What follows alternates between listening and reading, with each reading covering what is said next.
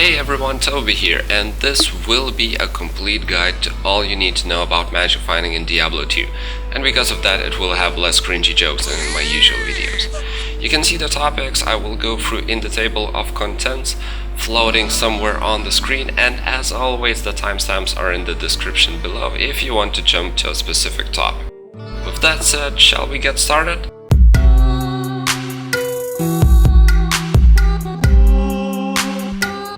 I want to begin this video with answering the most popular question in Diablo 2.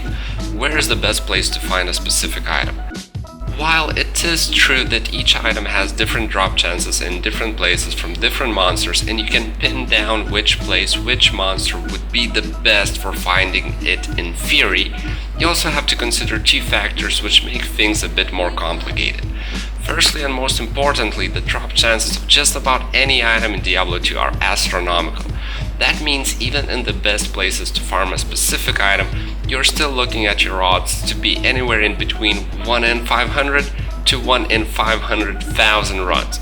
So here's an example. You need a Stone of Jordan, but you have every other unique ring and amulet already, as well as just about all beginner items. So the best place to find SOJ would be Nightmare or Hell and Dario, but at the same time you're easily looking at making hundreds of runs without a chance to drop anything you don't already have. Unless SOJ will make or break your build and you really don't need any other item, how about you farm something like Mephisto, who also has a reasonable chance of dropping SOJ, along with a bunch of other items you might need. The only exceptions are where the drop chances are high enough, roughly 1 in 1000 or even better. And I will get to this in more detail in the fourth topic, magic finding areas. The second thing you need to account for is your runtime. Running Diablo, for example, takes a shitload of time, and while he has decent drop chances for a lot of items, something like Pindleskin doesn't need as good chances to make it more efficient just because you can run Pindle in less than 30 seconds. So don't take the drop chances at flat value. Going back to the initial question, what is the best place to find a specific item? Do not get hooked up on just one place, because even in the best places your odds will still be absolute crap. Instead, I would like to suggest an alternative. Instead of searching for one single item, search for a group of items. You can roughly divide the item categories into three major ones: budget items, good items, and the very late game stuff. And once you've established which item group you need, then you can decide which place is the best to find them. That way you won't get annoyed that after doing hundreds of runs you still haven't found anything useful, and it will be more efficient in the long term. There's of course some exceptions, and I will try my best to cover them in the fourth topic, magic finding areas. On to the second topic, how magic finding works, and most importantly, what are those diminishing returns. It works on dropped items quality, not quantity. If you want more items, change the player setting. When an item drops, it has a chance of rolling normal, magic, rare, or unique. The more magic find, the higher odds of it rolling magic, rare, set, or unique. Now on to the diminishing returns. Here's a graph showing magic finding effectiveness. Essentially what this graph is showing is this. Let's say with 0 MF out of 100 items it will be 80 normal, 10 magic, 6 rare, 3 set, and 1 unique. With 100 MF you have these chances: normal 50, magic 35, rare 9, set 4.5, and 1.5 unique. With 200 MF your chances aren't twice as good as with 100 MF, but they're better nevertheless. Something like normal 30, magic 50, rare 12, set 6.25, unique 1.75.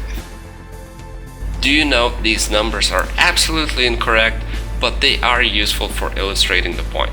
Links to the actual numbers will be in the description. So every bit of extra magic find helps you get more uniques, sets, rares, and magic items, all at the cost of less normal items. Magic find also affects magic items the most, rare items to a lesser extent, even less set items, and the least unique items.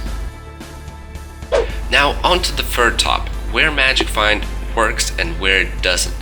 It works just about everywhere, but here's a couple of exceptions. First of all, it doesn't work on runes.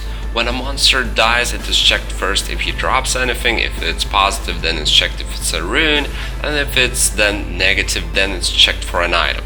This isn't entirely correct, but you get the point. Like I mentioned in the second topic, only once the drop rolls as an item, then the Magic Find is applied to the quality of the item. So Magic Find has no effect on rune drop at all. It doesn't work on weapon or armor racks. Actually, how they work are a completely different topic, a quite complicated one for that matter, and MrLlama already has an amazing video on it, so I won't get into details over here. I'll link the MrLlama's video in the description below if you're interested. It doesn't work on super chests. There's 3 types of chests: normal ones, super, and special. Normal ones are just about all chests, special ones are just the sparkly ones like you have for example in ancient tunnels or mausoleum. So Magic Find doesn't work only on super chests, and you can find those chests in lower Kurast, tower level on your way to Countess, River of Flame sometimes has a super chest, and then the chest behind Mephisto. Probably a couple of other places, but these are the most known. So these super chests already have set patterns of what they will drop, and Magic Find has no effect on it. Alright, so let's move on to the final topic, best magic finding areas. Once again, I'd like to divide them into 4 main categories: best places for budget gear, good gear, absolute late game gear, and the last category is a bunch of random areas. Places for budget gear, act bosses for sure. Act bosses overall have incomparably higher chances of dropping uniques than any other monsters. So Nightmare Mephisto can drop a bunch of great stuff, Nightmare Andy can drop really good jewelry, Nightmare Bale is okay, but he takes a bit too long to kill. Since they're limited to what they can drop, you usually want to move on from them to the places where you can find the good stuff as soon as you can. Places for the good gear are again act bosses, but now in hell difficulty. Mephisto is the absolute #1 place to farm all your Shakos, Thunder Gods, Storm Shields, Arachnid Mesh, Heralds of Zakram, and many other crucial items. Andy is also pretty good, even though she can't drop some of the stuff Mephisto can, like Arachnid, but instead she drops jewelry, Bull, Kaphos, SOJ, Ravenfrost, all the good stuff. Turiel is okay, but he's simply a worse alternative for Andy. Diablo and Bale simply take too much time to get to, and it's also hard to run them without proper gear. Next place is for the late game stuff. We're talking about highest level areas, level 85 areas. Most popular ones are pits, ancient tunnels, and chaos sanctuary due to good monster density. However, there's a few more like mausoleum, temples in the Kurast Bazaar, Wildstone Keep, halls of something on your way to Nilafak. In these areas, champions and boss packs can literally drop every single item in the game, but the problem is their drop chances. They're many times lower than those of act bosses, and this is the entire reason why you don't want to farm these places for items like Shako. You will not be dropping good items frequently, but you have a chance of finding something absolutely amazing like a Depth's Phantom. Act bosses work the other way. You will find good stuff from them frequently, but you literally just can't drop something like a Depth's Phantom. That's why you want to start farming these level 85 areas.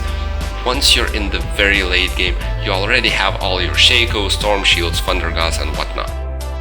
On to the 4th category. Please note that I will leave out all rune finding areas because this video is about magic finding, and I'll just make a separate one on finding the runes probably in the near future. Anyway, back to these areas. First of all, we have Travancore in Act 3. It's exceptional for runes and jewelry, however, it's a lot harder to do than Andy. They do, however, drop a lot of facets unlike Andy, so it might be worth running for that. It's sort of a combination. If you're looking only for jewelry, go for Andy. If you want jewelry and facets and runes, but at a lower frequency, go for Travancore. In Act 5 you have the Shank and this other guy. They don't have crazy drop chances, but they're extremely easy to get to, so your runtime will be under 20 seconds. Then you have a similar case with Pindleskin, who can actually drop all items in the game, except for these 3, Tiriel's Might, Azrath, and Arachnid Mesh. He's one of the most efficient places to run because of how fast you can do it, as well as he always drops 2 items. His drop chances aren't magnificent compared to act bosses, but he basically compensates for it with how easy it is to do it. In Act 5 you also have Nilafab. He is a level 95 monster, second highest in the game, so he can drop literally any item in the game, while also giving you decent experience all the way to level 99. However, he is extremely dangerous to run. Finally, we have cows, the highest monster density and the most fun place in Diablo 2. However, the drop chances are really low compared to unique monsters, therefore cows become a fantastic place to farm without any magic find. Farming for hard to get base items for rune words as well as rune themselves. Something like Ethereal Thresher isn't easy to come by, and cows are your best bet to find. And that finally wraps things up. I think I've gotten through just about all places worth farming in this game, and I'll probably make a follow-up video on each subclass best fit for each of these places, as well as a rune hunting video. With that said, I hope you folks enjoyed this video, and I hope I didn't miss anything. Let me know if you think I missed anything about magic finding or some places that are really good for farming. Feedback is always much appreciated, and with that said, I wish you all a lovely day and hopefully see you in my next video. Cheers! Hey, it sounds just like you smashing that subscribe button after seeing this video.